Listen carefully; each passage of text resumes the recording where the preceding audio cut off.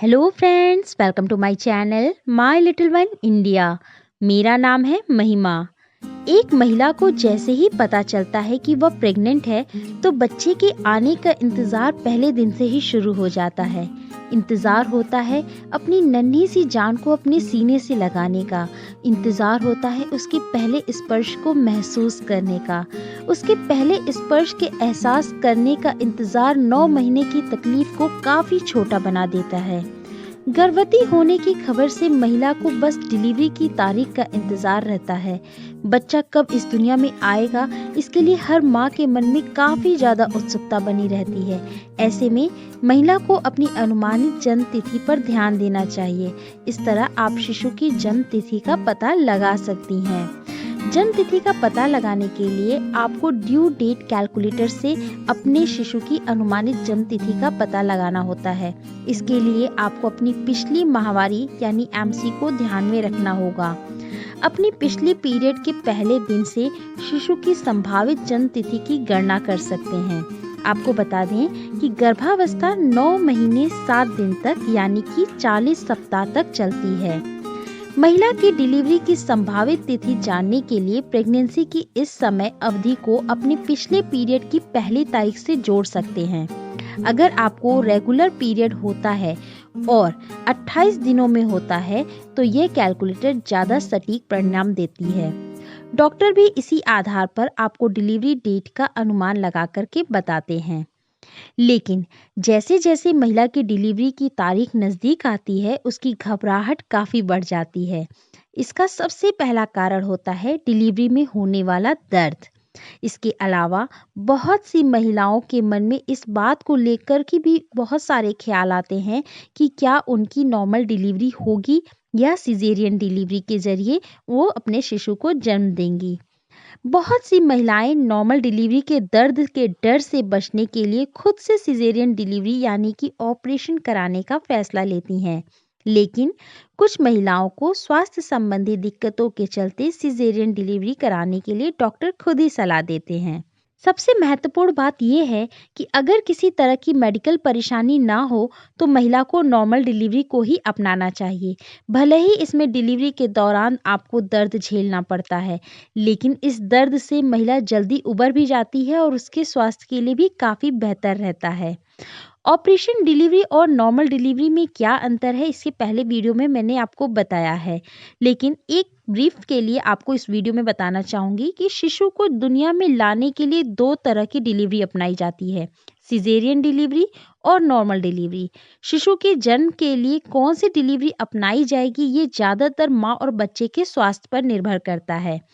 एक और जहां सिजेरियन डिलीवरी में ऑपरेशन के जरिए इस दुनिया में लाया जाता है, वहीं दूसरी ओर नॉर्मल डिलीवरी में प्राकृतिक तरीके से महिला के योनि मार्ग से बच्चे को जन्म दिया जाता है। नॉर्मल डिलीवरी भी 2 प्रकार की होती है, एक प्राकृतिक तरीके से बच्चे का जन्म और दूसरा एपिड्यूरल का इस्तेमाल। सबसे पहले बात करते हैं प्राकृतिक तरीके से बच्चे का जन्म किस प्रकार से होता है।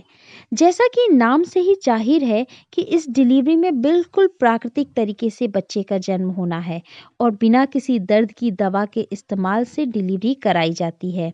इसमें आपको हर एक दर्द, हर एक दबाव का एहसास होगा। इस डिलीवरी के दौरान जब आप पुश करते हैं तो आपको दबाव से थोड़ी राहत मिलेगी। फिर जब शिशु नीचे की ओर आ जाता है तो संकुचन के दौरान दबाव बढ़ जाता है। इस दौरान आपको मल त्याग करने जैसा अनुभव होता है। अगर आप नेचुरल चाइल्ड बर्थ डिलीवरी का अपनाना चाहती हैं तो आपको इस बात के लिए तैयार रहना होगा कि इसमें आपको कोई भी दर्द दूर करने का इंजेक्शन या दवा नहीं दी जाएगी।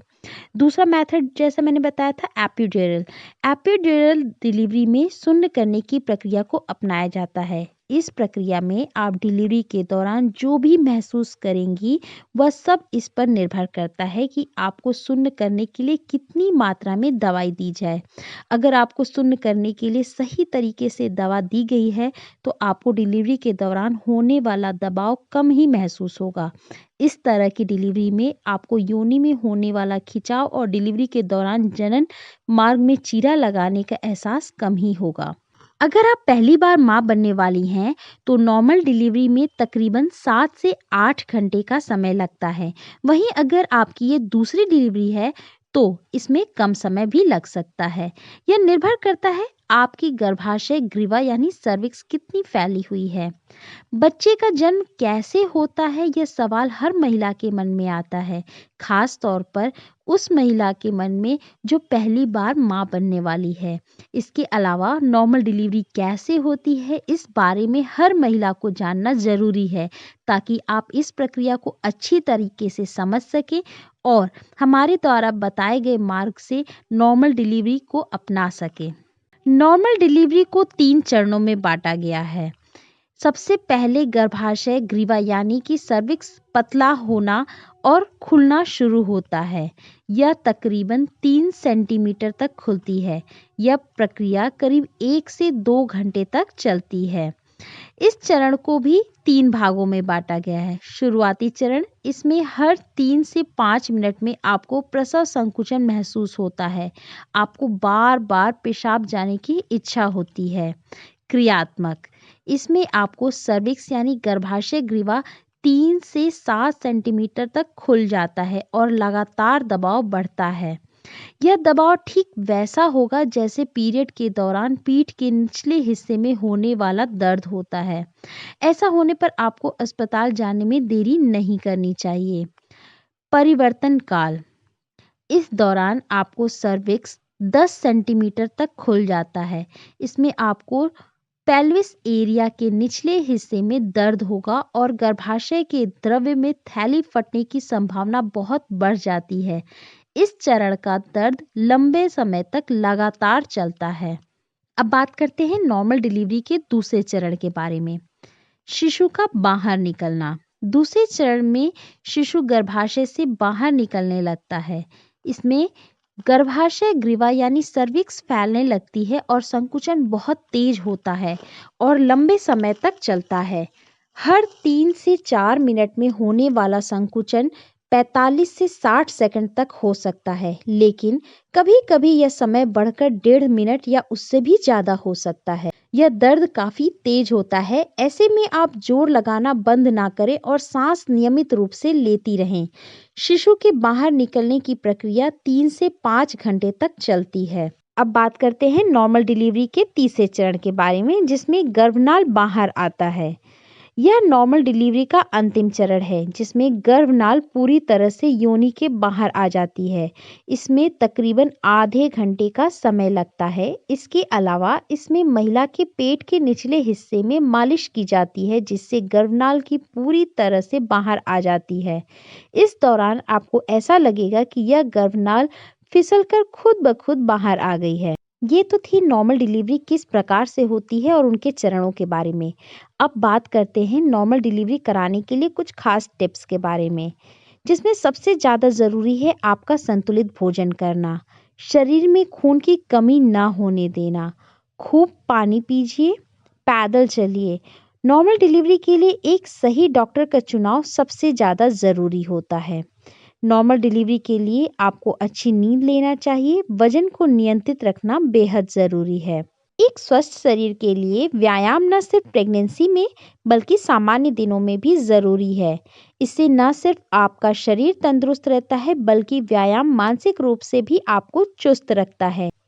अब बात करेंगे नॉर्मल डिलीवरी के बाद होने वाली परेशानियों के बारे में। हर महिला का स्वास्थ्य अलग होता है। हर महिला के शरीर की स्थिति भी अलग होती है।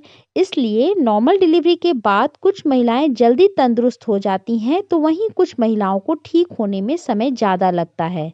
ज़्यादातर महिलाओं को नॉर्मल डिलीवरी के बाद कुछ समस्याओं का सामना करना पड़ता है, जैसे डिलीवरी के बाद तनाव, योनि का छिलना, संक्रमण, ब्लीडिंग, पेशाब करने में दिक्कत, स्ट्रेच मार्क्स आदि। एक स्त्री को समझना काफी मुश्किल होता है। महिला को हर दर्द, हर तकलीफ सहन करने का वाकई में वरदान होता है। यही कारण है कि महिला खुशी खुशी नॉर्मल डिलीवरी के दर्द को सहन कर जाती है। नॉर्मल डिलीवरी का दर्द बस वही महिला समझ सकती है जो इस पड़ाव से गुजरी हो। चूँकि बिना किसी शिकायत के महिला इस दर्द को झेल लेती है, इसलिए हमारा भी फ़र्ज़ बनता है कि अगर एक स्त्री एक जीवन को इस दुनिया में लाने का जज़्बा रखती है, तो उसका ख़्याल, उसकी देखभाल हम सब मिल कर के करें। आशा करती हूँ मेरे द्वारा दी गई जानकारी आपको अच्छी लगी होगी। वीडियो पसंद आए तो इसे लाइक और शेयर करना बिल्कुल नहीं भूलिएगा और आपने अभी तक हमारा चैनल सब्सक्राइब नहीं किया तो तुरंत सब्सक्राइब करें। Thank you.